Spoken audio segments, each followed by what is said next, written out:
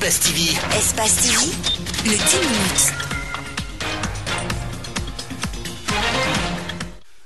Le bras de fer entre l'État guinéen et le groupe BSGR autour de la convention relative à l'acquisition en 2008 pour une modique somme de 160 millions de dollars du droit d'extraction d'une partie du minerai de Simandou est cédé quelque temps après à des milliards de dollars au géant brésilien Vale, continue d'enregistrer des rebondissements. Dans un rapport qu'il vient de publier, le comité stratégique de revue des titres et conventions minières conclut que la convention VBG Vale BSGR a été obtenue dans des conditions opaques. Une situation qui reconforte l'État guinéen dans son combat de retirer la dite convention ainsi que les titres miniers au groupe BSGR. Nous sommes d'avis avec le comité stratégique sur les conclusions qui disent que cette concession et cette convention a été signée dans des conditions opaques qui font état de corruption et de plusieurs irrégularités qui font qu'on ne peut pas l'accepter. Cette démarche vise, selon le porte-parole du gouvernement, à instaurer une transparence dans la gestion du secteur minier, poumon de l'économie nationale. Nous voulons que les ressources guinéennes produisent leurs effets et bénéficient aux populations guinéennes en toute équité et nous sommes prêts à rentrer dans toutes les procédures transparentes pour ça.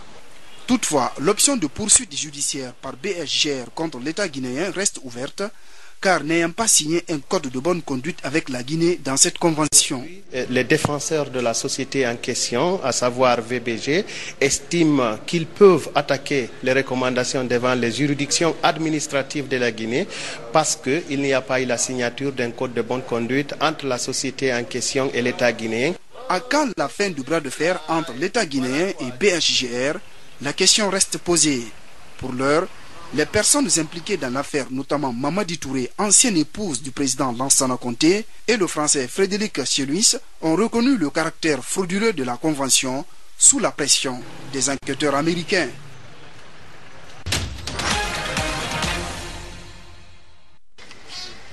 L'Union européenne a décidé jeudi de lever son embargo sur les armes à destination de la Guinée. Cette sanction avait été prise suite au putsch militaire au lendemain de la mort du général Lansana Conté. Les autorités guinéennes se réjouissent de la levée de cette sanction. Dès l'instant où nous avons fait des avancées notables dans la réforme des forces de défense et de sécurité, il était normal que l'Union européenne, qui est un partenaire comme un autre, revienne sur cette décision d'embargo sur les armes vis-à-vis de la Guinée. Et pour nous, Guinéens, ça nous permet de donner des moyens supplémentaires pour maintenir l'ordre, pour assurer la sécurité des Guinéens ici et aussi la sécurité de notre pays. Depuis un certain moment, les autorités guinéennes ont multiplié les efforts pour la réforme des forces de défense et de sécurité. Le gouvernement a aussi relancé sa coopération militaire avec plusieurs pays qui apportent un soutien à la Guinée. Mettre en confiance ce secteur-là, lui donner les moyens d'être beaucoup plus efficace dans le strict respect des règles des droits de l'homme et des règles de gouvernance, mais aussi être des forces de défense capables de répondre à toute menace contre notre pays. L'armée guinéenne est aujourd'hui impliquée dans des missions de maintien de la paix sur le continent. C'est le cas notamment au Mali pour le compte de la MINUSMA.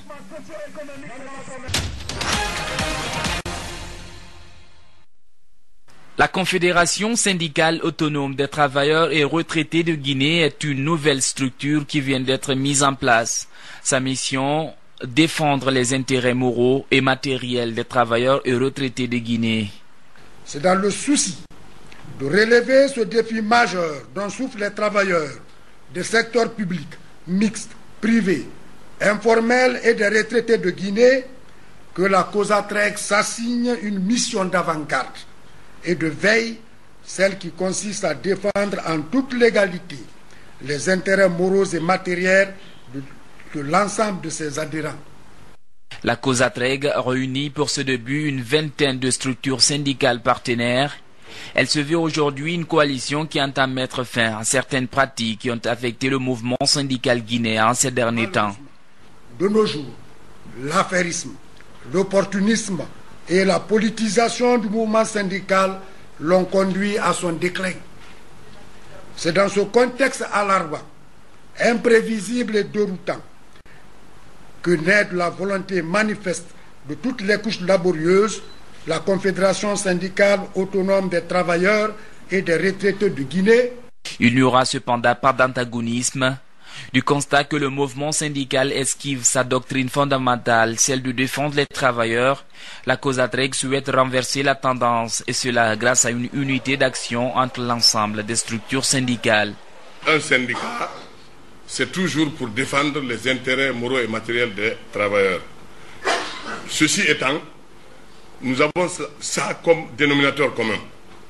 D'où nous serons obligés de nous retrouver de la façon la plus objective possible pour défendre ensemble les travailleurs et les retraités. Parviendra-t-elle à atteindre ses objectifs? Même si la question se pose de part et d'autre, l'espoir reste permis.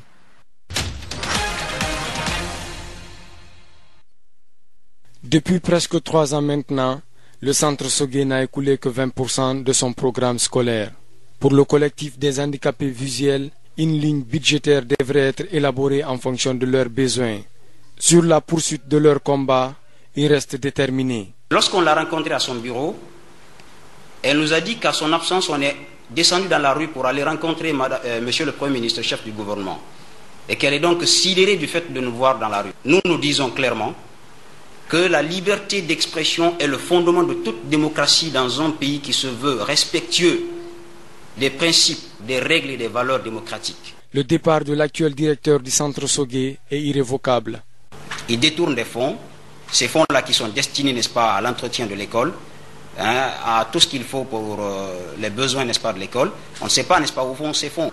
Mais on préfère, n'est-ce pas, faire la promotion des médiocres à la place, n'est-ce pas, des compétents. Voilà pourquoi nous demandons, n'est-ce pas, le départ de ce directeur du centre Sogué. Le manque de latrines au centre Sogué est un indicateur pour les handicapés visuels de contracter des maladies en cette période de fièvre hémorragique Ebola. Des mesures de propriété qui sont indiquées, qui sont recommandées fortement. Nous, dans notre école, il n'y a même pas d'eau courante. Donc nous manquons de ça. Si on fait ces mesures-là partout en Guinée, partout dans tous les milieux, sauf dans notre école, mais je ne sais pas ce que nous pouvons dire. Donc les risques sont énormes.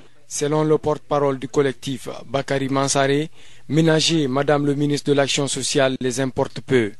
Ils tiennent la prise en compte de leurs revendications, faute de quoi ils redescendront dans la rue pour interpeller le chef de l'État.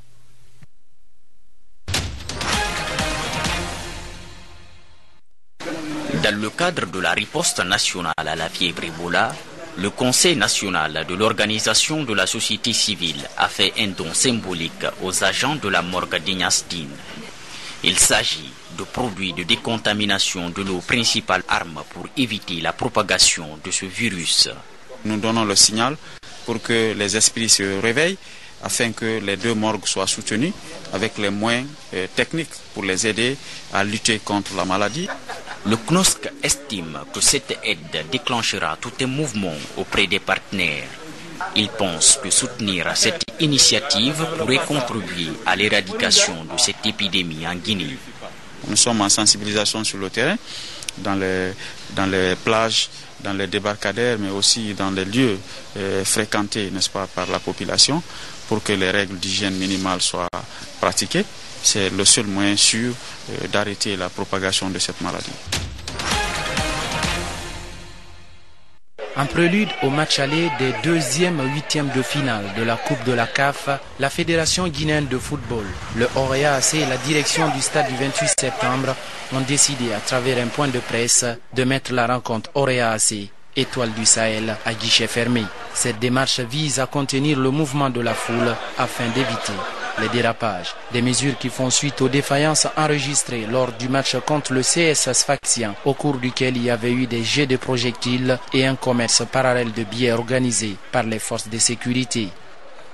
Les Guinéens du Orea et les Tunisiens de l'Étoile du Sahel seront au charbon ce dimanche à partir de 16h30 au stade du 28 septembre de Conakry. Une affiche qui s'annonce décisive pour les Rouges et Blancs de Matam dans la course pour les phases de poule de cette compétition.